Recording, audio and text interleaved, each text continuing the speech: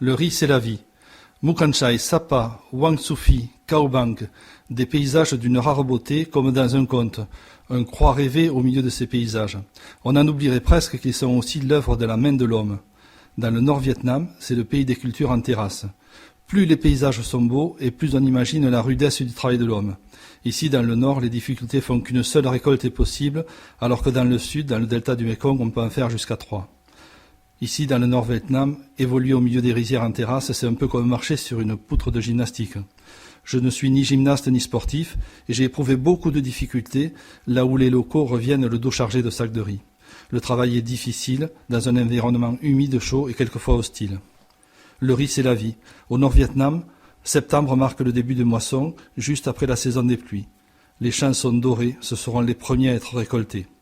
Tous les espoirs de beaucoup de familles reposent sur cette récolte.